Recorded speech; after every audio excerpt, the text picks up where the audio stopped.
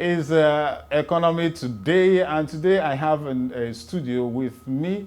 That is Ademola Oyetunji, who is, an agriculturist and somebody who also understands the challenges in the economy today. And so we are looking at inflation and the matters arising on that issue now. We're looking at inflation. We're looking at inflation of the rising cost of commodities in households.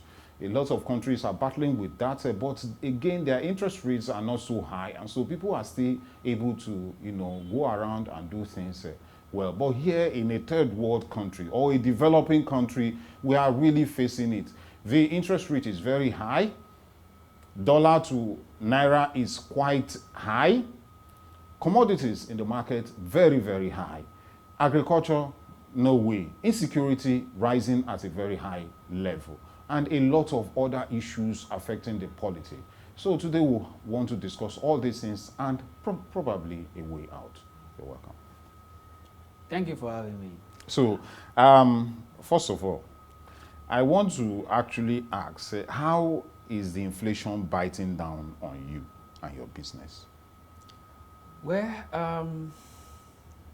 not only me, but everyone, including yourself, because very well. The cost of common food, food and the necessity of lives keeps going up by day, and it's not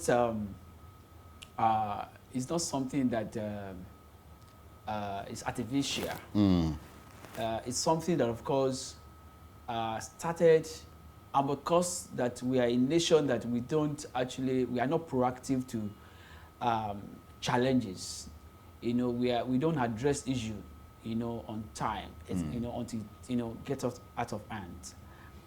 What we are facing today is not just today that the thing just jumped up and we are in it. It's a gradual process.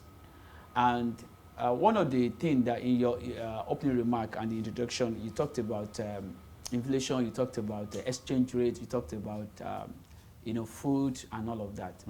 I think I wanted to be taking it one after the other. Okay. And on the food aspect, the cost of food, I would say, because I operate in the agri space, in a couple of months to come now, if care is not taken, Nigeria will be buying one egg at 500 naira. Because the cost of inputs that makes egg to be produced is getting high by day. It's getting crazy by day. And what are the inputs? We are talking about soya beans, we are talking about maize, to feed, the poultry, to produce egg. And from there, we talk about chicken production as well. We're talking about meat production and all of that. Now, why is this thing going like this? Because we are not producing these inputs enough. And I will use that to relate the exchange rate, because this thing that we are not producing enough, and we don't even have it like that, we have to resort to importing these things. And where are we importing from? We are importing from a country that don't accept our naira as exchange rate. So we need to go and source for FX. Do we have FX? Do we have comparative advantage on FX? It's not our money. So we have to source for it. Do we have inflow that will that will make our balance of payment and trade to be equal for us to have a better trade? No, we don't, because we actually don't export for us to have inflow, and that is the similarity and synergy in that respect. Now, in talking about inflation, the inflation is the cost of items getting crazy and getting high by day, and people cannot even afford even food, which is the basic. And these are issues.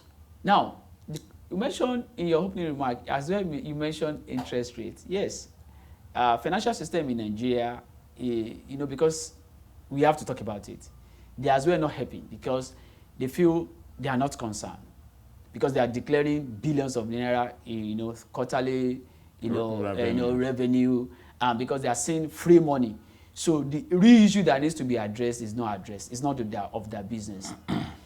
Before I enter into the studio today, we are discussing about producing maize. Today maize is around 400,000 naira per metric tons. And we are thinking that it's going to be, before we can have that kind of amount of money, I mean, to buy a ton of maize will be like, say, January. But here we are now, is a 390-something thousand naira as we speak. And which are all not even up to that. So where's the, where that's the reason why I said that in very few months to come now, one egg will be, be selling for 500 naira. So your base is there. And it's not as if we cannot grow these things here, but Nigeria Bank is not supporting agriculture. Agro Borrowers Program is a failed one. On this platform, I challenge CBN, the then CBN, that the Agro Borrowers Program, let them come and give us evaluation report. Do they really disburse this money to the people that really do this agric? All of those billions of naira, they said, even the organization they so prioritize refund. How much is bag of rice now? They give a lot of money to computer farmers that are not even farmers per se. They give the money to them, or in the name of, say, they belong to the organization called refund. What is the evidence of it? But we are a nation that we are marked money for a project, but we don't evaluate. We don't monitor to make sure that this money actually achieve purpose. So I ask, as well, on this aside from this platform, I challenge the CBN governor, the then CBN governor, that on a program RT200, I said, when he was saying that we need to export non-oil to promote non-oil export and all of this, I raised my hand and I challenged and I asked, if we are talking of RT200, we should supposed not be talking about RT200. We're supposed to be talking about RT2000 because we'll have enough to export. But for now, we don't even have enough for our consumptions. We are not food secure. We are talking about exports. I mean, agricultural commodity and all of these things. Now, why I'm relating all of these things together is because they are synonymous. Now, and I challenge that the money I mark for agri projects, where is the evidence? He said they give some money to some input producer, fertilizer producer, rice production, and all of this. Where is the evidence of all of this thing? Of course, we can all now see at the end of the day that I'm being justified by what I actually. So I was expecting that they would challenge me, because not only here, even on another television, national television station, I said the same thing. But now I've been vindicated, in that respect. So it's not something that just happened to us. We are our own problem. We don't produce what we eat. It's a problem. And if we can be food secure, we are not going to see. We have land. We have the human capital. We have every resources. We have good weather for us to be able to be food secure. But we are not food secure. Majority of the inflation that you are talking about is actually boiled down on consumption, food. But we can do it, but we are not doing it. Now, I want to ask a question. Many governments that have been coming, administrations, so to say, that have been in Nigeria since the inception of democracy, every administration comes in and there's a lot of promises and a lot of programs or policies made towards improving agriculture, towards improving food commodities, towards improving a whole lot of things in this sector, in the country. Now, this administration comes, they say this fact, they say this, and then for 8 years, they will not be able to achieve anything. Then another administration comes, even in their campaign, they will make all those promises, and then nothing will also happen after 8 years. Another administration will come and do the same thing over and over. Like I said, it is the same circle, and we have been using a particular language, like what used to be used for our Super Eagles, our football team. Let us go back to the drawing board. This drawing board, has it not collapsed? Has it not broken into pieces? Because it seems the Nigerian political elites that is there have not been able to find any form of credible solution towards, this kind of thing. You understand me? You understand me? Find any kind of solution to it. You understand me? So what exactly is the solution? You talked about exports, which is important. Exporting, important. We don't even have industries anymore. No. So what are the solutions? Why are ministries created for that purpose, and yet those ministries don't meet up with their tasks?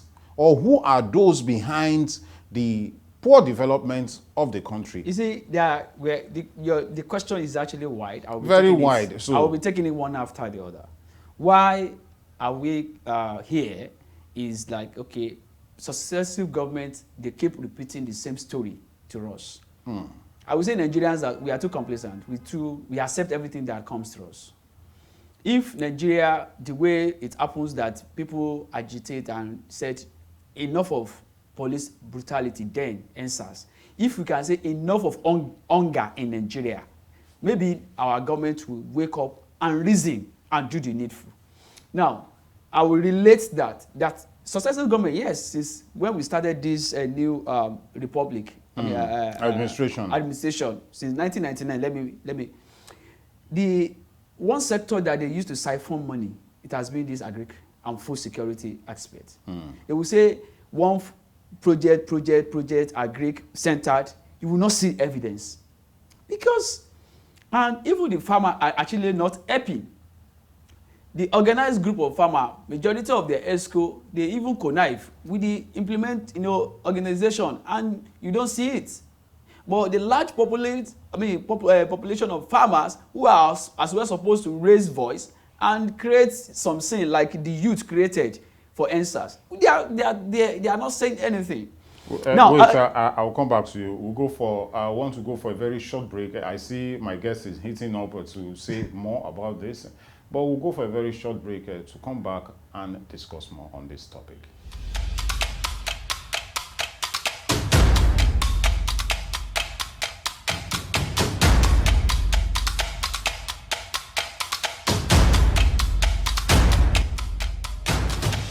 Welcome back. You're still on to The Economy Today, and we're discussing matters arising, inflation of commodities, household commodities in Nigeria. And I'm speaking with Ademola Oyetunji on this particular matter. So you were saying? Yes, I said, the Nigeria government, successive government, they've been playing on our intelligence. And enough of this. And I'm challenging every Nigerian to wake up, ask questions. When we are talking about government, we have three arms of government. You have rep, you have Senate, that is legislature, you have executive, and we have judiciary. So if you can deal with your legislature and executive arm of government, which of course they are your people, they reside within you. Even the judiciary, let's leave the judiciary, we are not talking about law here, we are talking about practical things. Who are the people in charge? The people that makes the law and the people that execute, the executive and the legislature. Now, we have rep from the local government, I'm talking about councillor, from councillor to the chairman, that is the executive arm and legislature on the local government level. State level, we have House of Assembly and the governor. In the national, which is the federal, we have House of Rep, Senate, and the president. If you can hold these people accountable and responsible, let them not just give you something, they'll call it one thing, empowerment thing, they will just use your name to get money, a lot of billions of naira, and nothing, you will not see anything. Let it be for food security. We want to have one item being planted in our own local government. Let's be serious about these things. Food security first. See, it's just quite unfortunate, like I said, that I didn't think we are holding people responsible. We are holding our representative accountable. We'll have get somewhere better. Now, you are talking about government, right? That's on the aspect of government. Because they are taking advantage of our silence, of our complacence, of let's just move on. And you see, just 4 years, they will soon finish and they will go. This one or that will come and bring something at the electionary period, we still accept it. Let's just go and say, they will vote, and it's, like that over and over. So, on that aspect, I think I'm challenging the Nigerian public to wake up and ask questions from their local governments to the state to the federal. Now, you're talking about the high mark money and nothing happened. Yes, that's what they've been doing. This sector has been the area they used to cajole people and say we are going to do this, and nothing happened, and nobody is asking questions. Now, on the aspect of finance, you're talking about finance. It's the government that is not serious yet. If there is a deliberate, we discussed this thing about way forward after election here on this program. That what do we need to do? What is the way forward? Election gone, now governance. Now, and I do advise, the advice now is there should be a bank that is working for agriculture. Our Bank of Agriculture is actually not working because they don't even have fund to play with. We have a lot of projects that is, we have to withdraw one of the documents submitted 3 years ago for Anchor Borrowers Program. Mortgage that has this is a project that worth 500 hectares of cassava farm. Now we have projects that worth billions of naira on maize. Nigeria banks are not listening to us. Only for me to even hear from a Nigeria bank, I won't mention name, that it's only in the north they can grow rice. I'm surprised. A Nigerian bank. And they say they have a Greek scheme that are doing it. And we approach them. This is a project. This is the profile of the company. This is what you want to do. This is the market. And this is they cannot even understand because they are saying free money. They can't think outside the box. In this, I told the man that is actually talking to me because I'm a BDSP. She understand. A lot of project, promoter approach me for financing and all of that. Come, this is what bank so said to me. It was very furious. When I was talking to the bank official, I said, why do you have the kind of mindset? For you to transport anything from the north to the south, you spend $1 million plus because of the diesel cost, high cost of diesel. Now, that thing we can plant it here. Why can't you? He said they don't believe that we can grow rice in the south. Just see that kind of mindset. So and I said, I will show you different fight. For me, we have over 1,000 acres of rice farm in Edo State. I will show you that one. I will show you many other ones in your state and different places in the south. So, but in a nutshell, if the government is ready, there will be an order, executive order, that XYZ amount of your income should go for agriculture. Full security first. When we are full secure, every other thing comes after. Full security first. A country that is not full secure is going to be. We see. We are here to see something. Something is going to come because Nigeria. Things are not working. I want to say something, so before the thing comes, I hope we get better. Now, what we have said so far, what I can deduce from all that is, number one, that politics seems to have been played too deep into the economy. Sure. You understand? Though politics and the economy are intertwined. Yeah, yes. But again, the economy should be given some kind of space to operate effectively so that it can enable the politics. Have we been able to derail from the path of, or rather the government, has it derailed from the path of making sure that politics is played on the level of just administering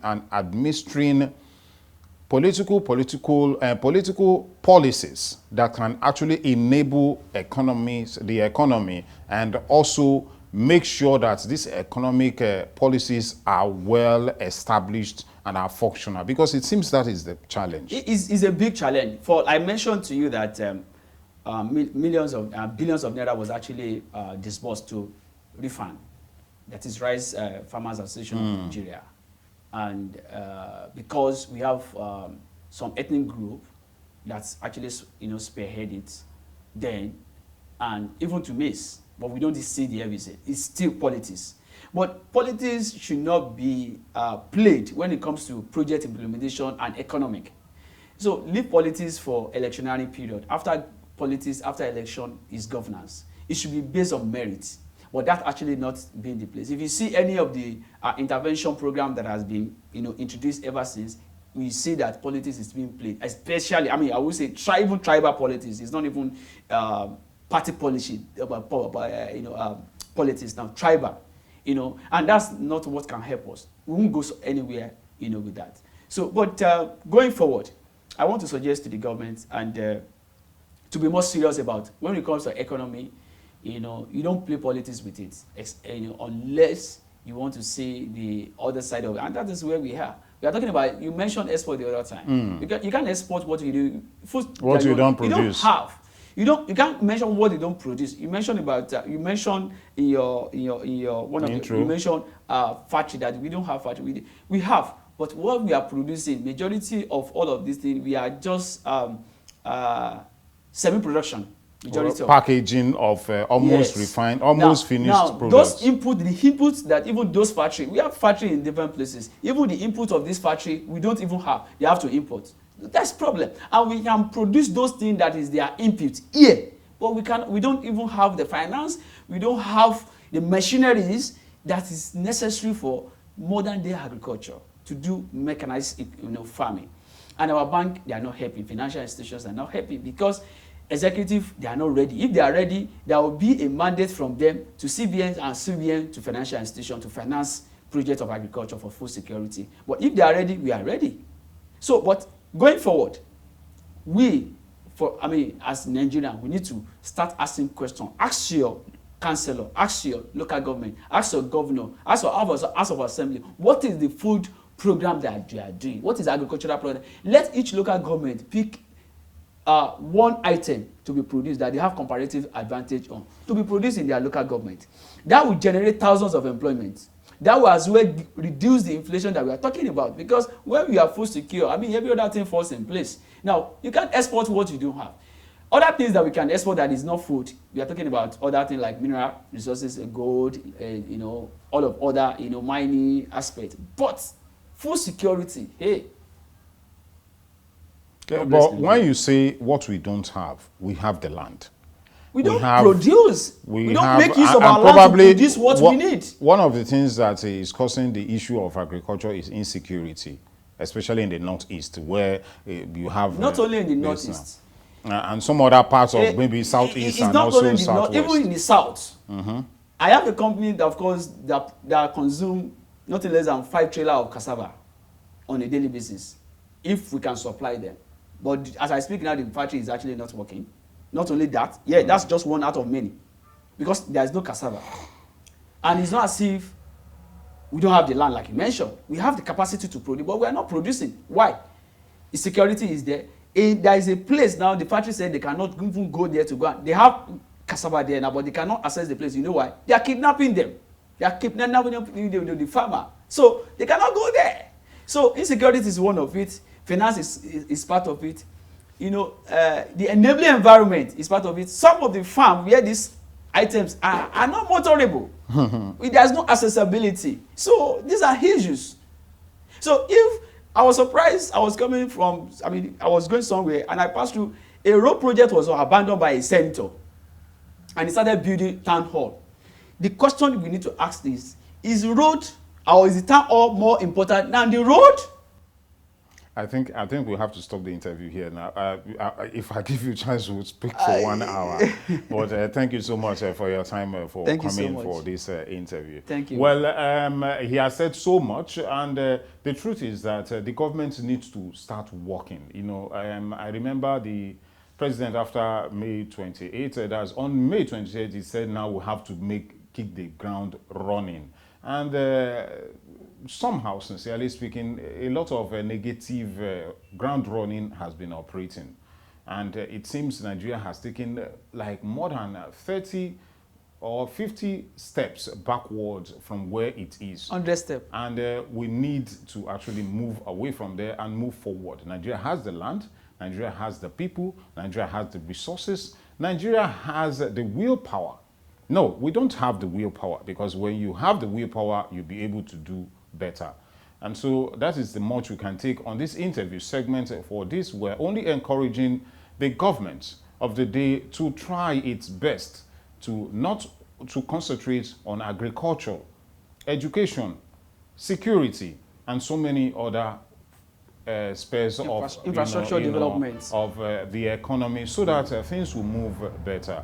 That's the much we can take from here. I am George Nwadozie. I'll see you some other time.